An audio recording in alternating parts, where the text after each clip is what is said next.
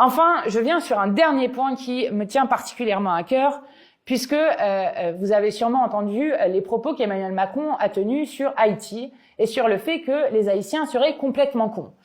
Je le dis parce que c'est un motif supplémentaire de demande de destitution du président de la République. Ce n'est pas la première fois que le président de la République se retrouve dans une position où il nous fait honte à l'international, où il méprise, comme il avait méprisé le président burkinabé, en demandant, lors d'une conférence de presse devant la presse nationale et mondiale, où était le président et s'il était parti réparer la clim.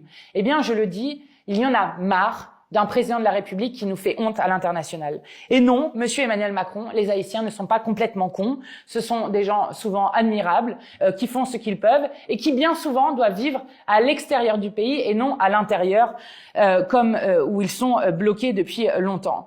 Alors, si vous connaissiez un peu l'histoire d'Haïti, monsieur Macron, vous sauriez que c'est le pays d'Antoine Firmin, où en 1885, il avait écrit un fameux essai qui s'appelait « De l'égalité des races humaines », qui répondait aux théories racistes bien répandues à l'époque, notamment aux théories racistes d'Arthur Gobineau et de son abjecte « Inégalité des races humaines ».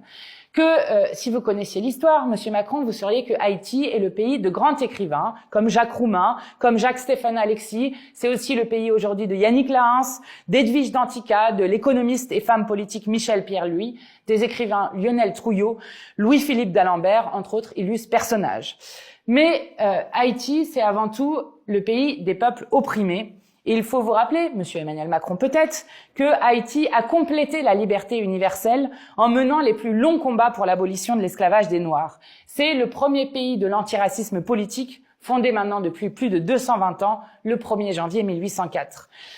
Et lorsque Emmanuel Macron dit que les Haïtiens sont responsables de leur situation, il ferait mieux de se rappeler que c'est nous, monsieur Macron, c'est vous et l'ensemble de ceux qui portent l'impérialisme américain qui font payer encore à ce peuple un lourd tribut pour avoir consacré la libération universelle des Noirs.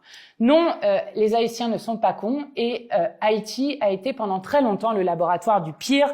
En 1825, soit 21 ans après son indépendance, Charles X de France avait tordu le bras du président haïtien de l'époque, Pierre Boyer, et lui avait fait signer une dette faramineuse.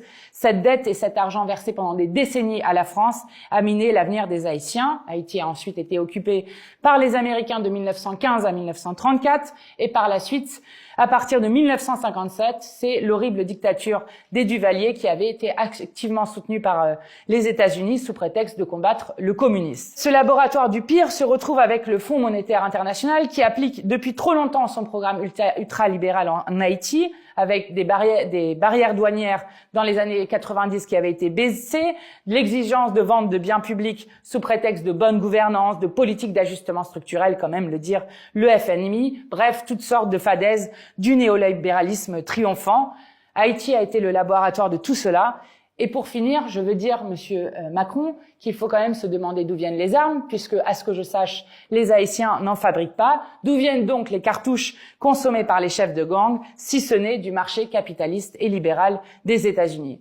Non, monsieur Emmanuel Macron, les Haïtiens ne sont pas complètement cons, comme partout. Les peuples en lutte, et plus que la plupart des autres peuples, ils sont victimes d'un ordre impérialiste, frappés d'inégalités chroniques depuis bien trop longtemps, victimes du non-partage des richesses et d'un néolibéralisme que vous forcez ce pays à avaler depuis trop longtemps. Les membres du gang aujourd'hui à Haïti sont les enfants de la rue d'hier, à cause de la faillite de l'État que le libéralisme triomphant a trop longtemps démantelé. Alors, monsieur Macron, si vous voulez vous renseigner un seul moment sur la dette haïtienne, je vous invite à lire un livre intitulé « Haïti-France, les chaînes de la dette », livre qui a été écrit par l'historien français récemment disparu Marcel Dorigny et du professeur de géographie Jean-Marie Théodat, préfacé notamment par Thomas Piketty et introduit par le professeur Fritz-Alphonse Jean. Haïti-France, les chaînes de la dette. Sinon, vous pouvez aussi découvrir les écrivains haïtiens. Je vous conseille notamment l'anthologie de la poésie haïtienne parue en 2015 aux éditions du Seuil. Et Haïti, je crois, monsieur le président, devrait cesser d'être le laboratoire du pire. Les Haïtiens en luttent ainsi pour échanger leur pays. C'est un défi pour la modernité sociale et antiraciste, un défi que nous devrons tôt ou tôt regarder en France.